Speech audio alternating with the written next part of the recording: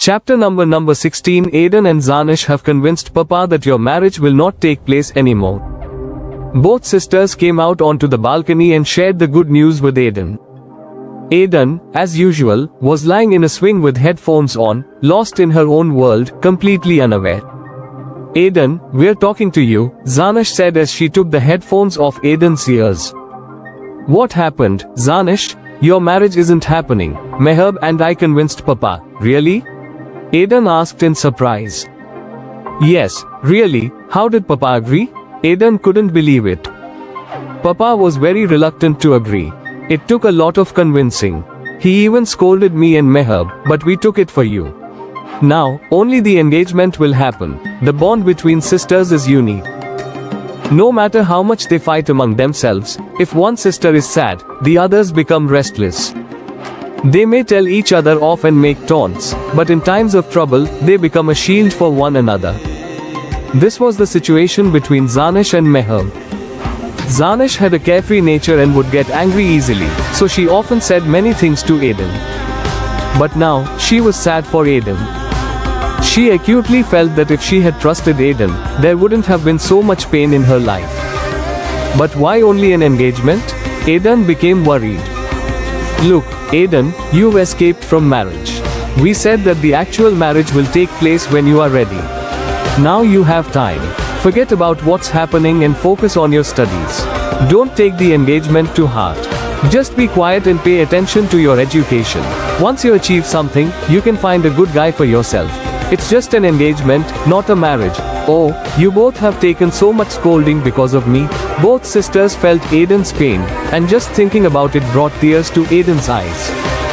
Now focus on your studies. Don't worry about what's happening at home. Mehab patted Aiden's cheek. Okay, Mehab, by the way, Aiden, if you like someone, just let us know. We'll convince Papa. No, I don't like anyone right now. I have agreed. Your engagement will happen. Just save my face, and you three don't say later that you don't want this. Papa said while eating. What will happen now, Mehab? Aiden whispered into Mehab's ear. Don't worry, Zanish and I are here. You just focus on your studies. Yes, Aiden, remember that a person's respect is only there when they become something. The day you achieve something, everyone will be proud of you. You will be in a position where Papa and everyone else will take your words seriously. They won't be able to reject you, Zanish explained to Aiden.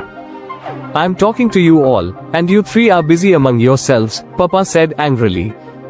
No, Papa. Aiden's engagement is happening, and she really likes a dress and wants to wear it, Mehab explained. Listen, your aunt said she will come tomorrow and take Aiden shopping. Shopping? I can't even talk. Aiden felt overwhelmed. Aiden, I'm saying to enjoy yourself. It's not like a wedding is happening. Don't be stingy. Let your aunt spend on you. Ha ha ha. Aiden and Zanish began to laugh. It was not that Arib Amal was a harsh person. He tied his children with the chains of his decisions. Considering the circumstances, he was thinking like a helpless father because he believed that there was no better match for Aiden in his eyes. Anya Arib, she said, placing a hand on her distressed husband's shoulder, don't worry. Aiden is naive. She is still young, and it will take time for her wounds to heal. I am her father. Why doesn't she understand? I am not her enemy. If I let her loose among strangers, do you know how things will be? All the relatives will sever ties. After me, Aiden will be left alone. Arib Amal's eyes filled with tears. Another father had lost to the customs of this cruel world. They knew how they had forced themselves to accept this decision. Time is very cruel. It makes lonely people even more isolated. He had seen the world and was aware of its ways, which had forced him to make this decision. I worry about Aiden. She is so quiet and withdrawn. Don't worry, everything will be fine. Anya Arib encouraged her husband. Inshallah, Arib Amal replied and picked up a book from the side table to read. Hello, Aunt. How are you? Hello, Mehab. I'm perfectly fine. Where's Aiden? Call her. Shopping takes time, doesn't it? Aunt said quickly. Aunt, please sit for a while, Mehab insisted. No, dear. We just came from shopping. We will sit quietly later. Okay, Aunt, I will bring Aiden for you. Aiden. Aiden, yes, Mehab, Aiden replied, busy playing with Mehab's son. Come on, your aunt is here to take you shopping. I'm not going, I'm playing with Muhammad. Aiden, go. Your aunt has come, Mehab scolded. Get up and let her spend on you so she can complain later. What if she refuses to let you marry? Do you think she would say that she spent so much money on you already? Could that really happen? Aiden had a severe dislike for shopping and wasting money, but today, she had to do all this. Fine, I'm going, Aiden replied with a pout. Aiden and her aunt were engrossed in shopping when Aiden noticed Munib, who was also in the same mall, waving hello to her. Oh no, what is this Munib doing here? Aiden panicked when her aunt noticed him. Aunt, you check the dresses, I'll go get some juice. I'm feeling dizzy. Aiden felt bored. When her heart isn't happy, everything feels burdensome. Oh dear, should we go home then? Aunt became anxious. No, Aunt. I'll have some juice, I'll be fine. You continue shopping. Arif, take Aiden with you, Aunt instructed. No, Aunt. Arif, you stay here. Aunt is alone. I'll be back in 2 minutes. Oh, my dear. Look at how much my child cares for her aunt. Aunt felt pleased, but Arif sensed something was off. What are you doing here, Munib, waving your hands like a fool? If aunt saw you. Aiden was getting angry. Oh, so that was your aunt? I thought it was my mom, but she is your future mother-in-law. Let's go meet her. Munib, just go. Someone will see us. No, I'm not going. I'm going to meet her. Your dad liked me, and she is his sister. Munib, please stop bothering me. Okay, listen. Tell me one thing. That boy you mentioned, is your marriage happening with him? It's not a marriage. It's an engagement, and yes, please leave. It was supposed to be a marriage before, right? Yes, I'll tell you everything in college. Think about it. He's not that great. Should I find you a prince instead? Munib started teasing Aiden. Please, Munib, I'm begging you, just go. If someone sees us, it will be a problem. Who is this boy? Aiden turned around to see Arif standing there. Aiden felt a chill run down her spine, as if her breath had been taken away.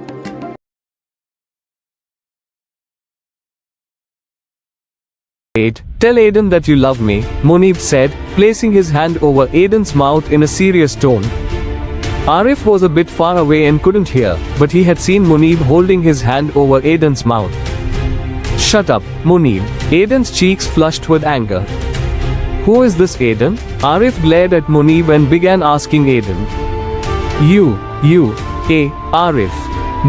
I am Aiden's. How dare you take Aiden's name? Arif grabbed Munib by the collar and shook him roughly. Let go, Arif. Aiden pushed Arif away. I will tell your father everything. Come on. Arif gripped Aiden's wrist tightly and headed toward the parking area. Munib pushed Arif away and quickly freed Aiden's wrist from his grasp, rushing to grab her hand and headed toward the car. Munib, let go. What are you doing? My father will kill me. Let go of my hand. Aiden screamed, struggling to free her hand from Munib's grip. Munib quickly got Aiden into the car and sped away. Munib. Aiden kept hitting the steering wheel, trying to get him to stop. Tears were streaming down her face. For the first time, Munib noticed the distrust in her eyes. Stop crying, or I will crash the car into that truck coming up. You know I always do what I say. Munib said angrily, pushing Aiden's hands away from the steering wheel. Aiden rubbed her cheek with the back of her hand, wiping away her tears. Exhausted, she leaned her head back against the seat and closed her eyes. What happened, dear? Why are you so worried? And where did Aiden go? Auntie felt something was wrong, so she shook Adil, who was standing still, and asked. Mom, she left. Munib's car had already gone quite far. Arif watched the car disappear. She left, but where did she go? Auntie stood in stunned silence. Look, the car. Auntie glanced at Adil, her words shaky from anger. A boy took her away, Mom. Aiden knew him. She didn't come for juice. She came to meet that boy. Let's go to Aiden's house. Her brother trained her well. She came shopping with us and then left with her boyfriend. Auntie, fuming, grabbed Adil's hand and headed toward the parking area. Brother, where are you? Auntie called out. What happened, Bhabhi? Why do you look so worried? Aiden's mother rushed in, anxious. Why are you angry? She left with some boy. She told me her blood pressure was low, and she needed juice, and she went with some other boy. Yes, uncle. When I told her not to go, she pushed me away. Dad, your phone is ringing. Meher handed the phone to her father. Assalamu alaikum. Captain Muhammad Ghazan speaking. As soon as he heard the captain's name, Arib rushed into his room. Yes, speak. Arib was so worried he forgot to respond to the greeting. When the captain conveyed the news, Arib exhaled deeply and replied, good job, captain, but sir, the captain began, but Arib interrupted him, saying, don't worry about them. I will handle it. Roger that, sir. The captain said before disconnecting the call. The surroundings were calm, filled with the earthy scent of rain, bringing a sense of tranquility. However, when the heart is troubled, no matter how charming and beautiful the outside world is, it fails to have an effect. She had been pacing in her room for a long time, and when she grew tired, she sat helplessly on the bed and started to cry. Oh Allah, what will happen now?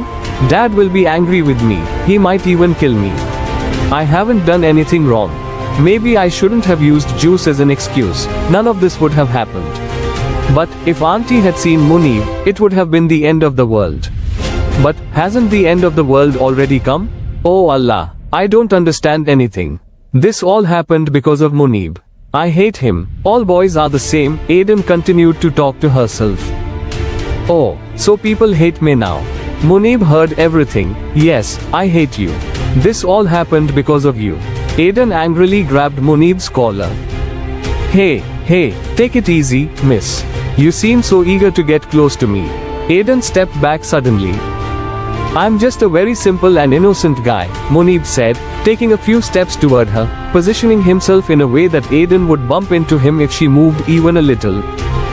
You an innocent? I hate you. You've brought more misery into my life. Aiden pushed Munib away. I just want to go home, her sobbing intensified. You're not going alone. I'll drop you off. Oh, hello. No need to be a hero. You've already messed with my mind. I'll go alone, Aiden said through her tears. Munib, I said I'll drop you off, which means I will drop you off. You are giving orders as if you're some army officer. Haha, you have no idea who I am. When you find out, you'll fall in love with me. Munib teased. I don't want to know who you are. I don't love you. I hate you. Think about it. Girls die for me. If I made life hell for them, what would they do? Aiden laughed mockingly. Let me go, for God's sake. Aiden rushed toward the open door. Munib grabbed her arm and said, if you go, you'll go with me. Otherwise, those security guards won't let you leave without my permission. If you want to go home, you have to come with me. Otherwise, you can stay here. He pointed to the guards at the gate. Aiden had no other option. She fell silent and lowered her head. Shall I drop you off at your father's place then? Aiden helplessly lowered her head, her eyes filled with fear at the thought of facing everyone again. The gossip would start all over again. Aiden's hands trembled. Munib noticed her shaking hands and held them firmly. Aiden, learn to face people, learn to fight for yourself. Fight for your rights. Don't be so scared, only fear Allah. Aiden looked at Munib with a strange expression. He's such a strange person. He made a spectacle of me in front of my family, and once again, he brought me down in my own eyes. He shattered my self-worth again. Once again, I've let my parents down because of him. Why am I even alive? I should just die. I can't be the good daughter my parents wanted. I'll never be able to. My existence has brought nothing but pain. I might as well end it all. Tears filled Aiden's eyes as she tried to control herself. She had lied and placed blame. Today, another man did something similar to her. I hate everyone. I hate everyone. Aiden thought, wiping her tears away. Munib, forgive me. I didn't want to hurt you. I've always wanted to see you happy. But if I hadn't done this today, who knows what those beasts would have done to you? I know you hate me now, but once you find out the truth, you won't hate me anymore, Munib said as he drove, speaking to Aiden silently in his heart.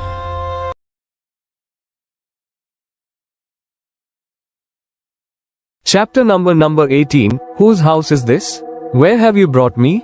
Munib asked. Munib, I want to go home. I want to go to my dad. My mom and dad must be waiting for me at home. Munib brought Aiden to a mansion. Aiden, come inside, Munib said, grabbing her hand. No, I won't go inside. Whose house is this? I want to go to my dad. Please, I beg you, take me to my dad, come inside. Munib threatened, glaring at her. No, I won't go. I'm going home. Aiden's heart raced as she quickly walked toward the gate. The guards were ordered not to let her leave. They stopped Aiden at Munib's command. What's the problem? Why aren't you letting me go? What have I done to you? Come inside. No, I won't. Aiden stubbornly stood her ground. If you don't come, I'll carry you in. You know what will happen then. Munib shouted angrily. Aiden had never seen this side of Munib before, and she froze in fear.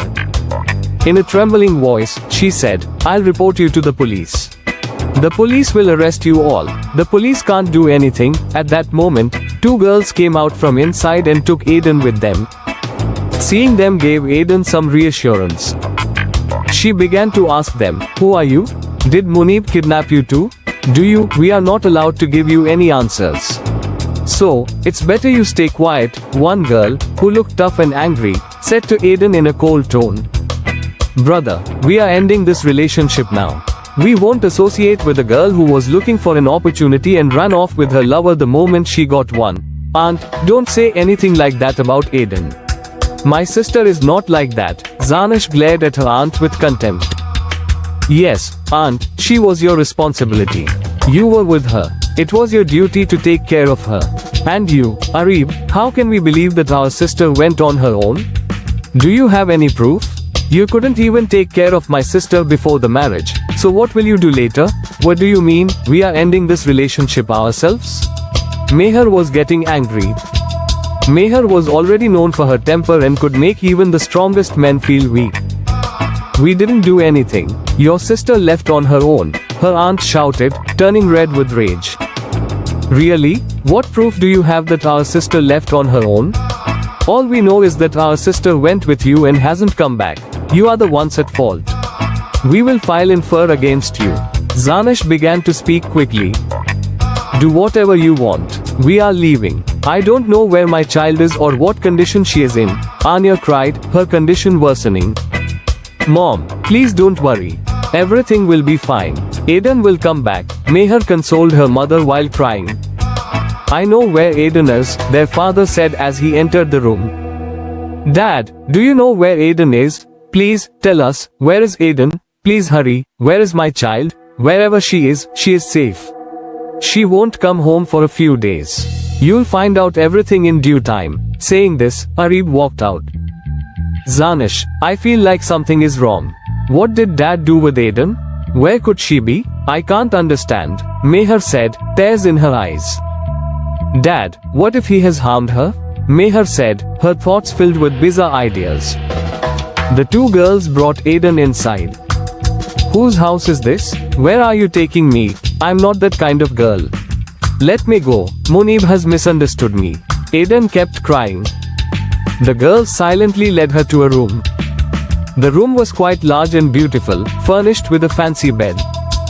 The dim light in the room was softened by lovely curtains, and in one corner were a bunch of fresh flowers. Whose house is this? I don't want to stay here. I want to go home. My mom and dad must be waiting for me.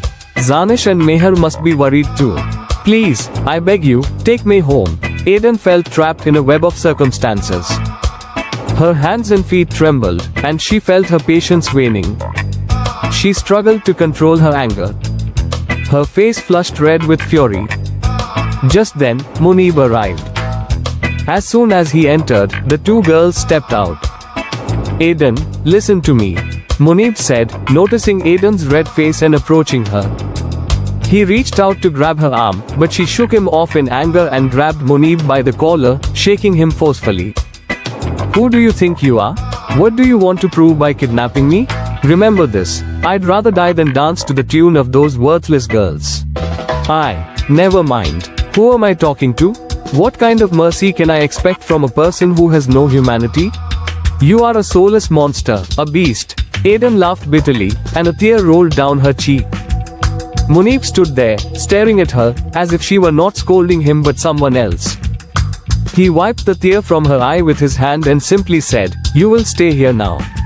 If you need anything, just ring the bell. All food and drinks are in the fridge," he added, pointing to the fridge on the side.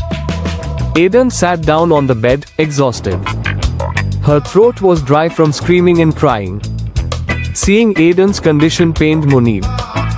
Even if he told her the truth, she was not in a position to believe him. Munib wished he could stay by Aiden's side, collect all her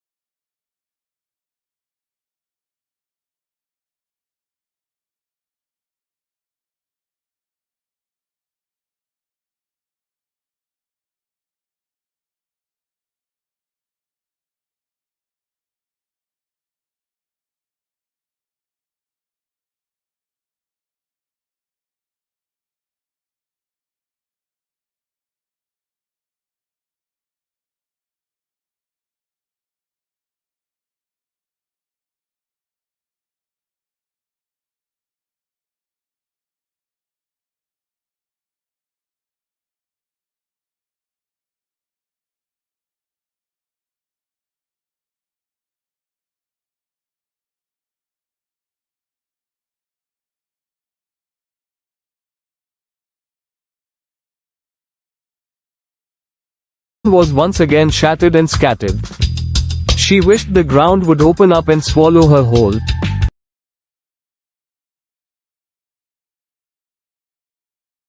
Chapter number 19. Oh God, where have I gotten stuck? Why does this keep happening to me? Why do I always have to suffer without making any mistakes? Aiden was standing by the window, looking out at the lawn while wiping her flowing tears. "Madam, Sir Munib is calling you for breakfast." At that moment, a girl entered the room and told Aiden. "Go tell him I don't want to eat anything," Aiden replied.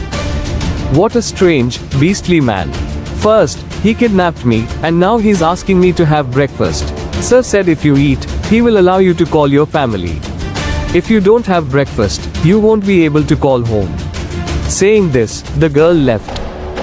Aiden had no other choice. She silently made her way to the breakfast table.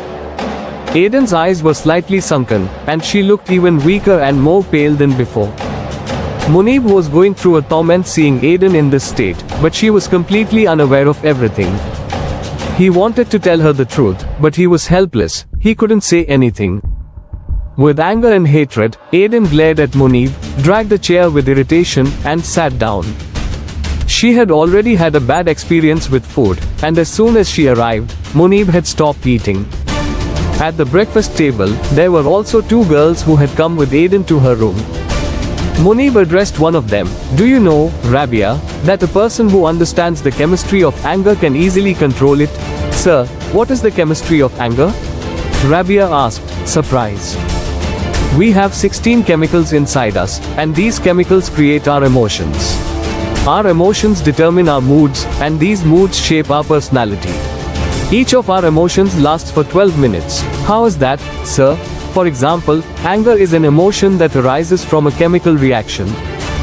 For instance, if our body doesn't produce enough insulin or we consume too much salt, if we haven't had enough sleep or if we step outside on an empty stomach, there will be a chemical reaction inside us that raises our blood pressure, which in turn will trigger the emotion of anger. We will explode, but this explosion will only last for 12 minutes. After that, our body will produce chemicals to suppress the anger, and thus, we will cool down in the next 15 minutes. Wow, great, Rabia exclaimed. Aiden slammed her glass of water onto the table and addressed Munib. "Sir, I have had breakfast, and now, as promised, you must let me talk to my family. I'm not a sir. Why are you calling me sir?" Munib was surprised by Aiden addressing him as sir. "What do you think, Munib sir?" Aiden said sarcastically. "Are you going to kidnap me like you did those girls, and then I will serve you?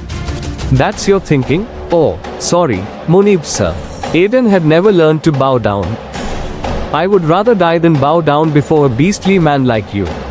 Saying this, Aiden raised her voice and headed towards the room. A meeting of the military special forces was held in a secret safe house. The purpose of this meeting was to monitor the activities of enemy spies and to capture them at any cost. A brilliant officer from the military special forces had obtained a secret file containing all the confidential information about foreign spies and their covert plans, which could lead to terrorist activities and create a climate of fear among the people. They were also planning to launch extremely dangerous drugs that could render future generations mentally and psychologically ineffective. This was an extremely dangerous mission assigned to Captain Mohammed Ghazan, who had been promoted to Major due to his bravery. Major Mohammed Ghazan and his warriors were given important instructions before the meeting was concluded. They had just put their car on the way home when 4 motorcyclists surrounded their vehicle. 2 motorcycles stopped in front of the car in such a way that there was no option but to stop. The motorcycle riders pointed their pistols at them, checking both sides through the side mirrors. As soon as they slowed the car down, one of the motorcyclists pulled the gun's trigger. At the sound of the trigger, the remaining 3 attacked the car and fired indiscriminately for 2 minutes before fleeing. The road was desolate, with only a little traffic coming through. Once the attackers left, the road returned to silence, and a few people ran towards the car. The person inside the vehicle was drenched in blood and had lost consciousness.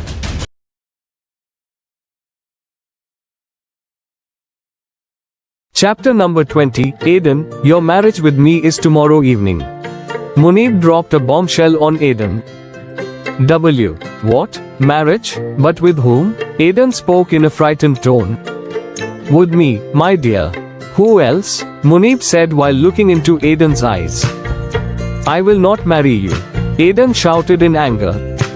The marriage will be with me, madam, because you cannot go anywhere without my permission. You cannot leave here. Aiden pushed Munib away and started to leave the room. I can force you into this marriage.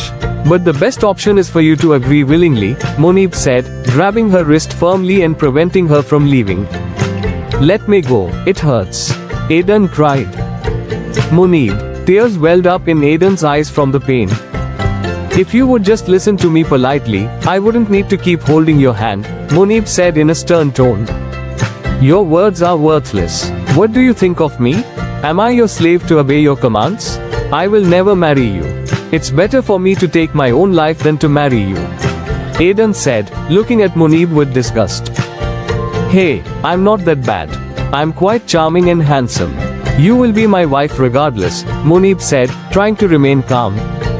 It became increasingly difficult for Munib to bear Aiden's hatred. When you love someone deeply, it becomes very hard to live knowing you have fallen in their eyes. Each time, he was plunged into a new torment, as Aiden's contempt shattered his self-esteem. He would break anew each time. Munib said in a broken tone, the marriage will happen with me. The beautician will come for the henna. Don't create a scene, and be ready. There's no need to show off. I don't want any henna, nor do I want to marry you, do you understand? Tears filled Aiden's eyes. The marriage will be with me, whether you agree or not. I will force you into it because you cannot leave here without my permission. I don't want to take any wrong steps, you're sensible enough to understand, Munib said, trying to reason with Aiden before leaving. Please, let me talk to my family just once. I promise I will get you both out of here. You will be free from this captivity, please, just once. Aiden pleaded, crying. Look, we can't let you speak to them. Munib is a good guy, he will keep you happy. Just marry him, a good guy? He has ruined my life. My family must be looking for me. I don't know how my parents, Zanish and Meher are doing. They must be so worried about me. My mom is sick, and so is my dad. You are still calling him good when he has kidnapped you and separated you from your parents? Aiden began to cry loudly. She was exhausted from enduring all of this. How painful it is when you are wrongfully blamed for something you didn't do. A person can become broken and exhausted. Stop crying. We can't tell you anything. How strange girls can be, right? How ignorant, without any regard for their dignity, living with a stranger.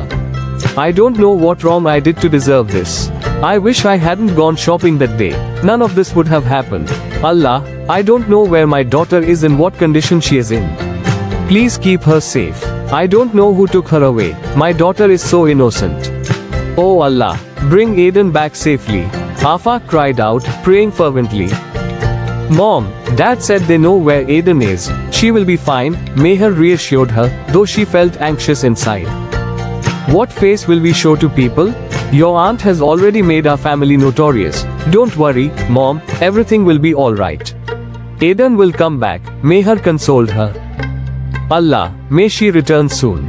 I wish I had not let Aiden go that day. Our sister would be with us now.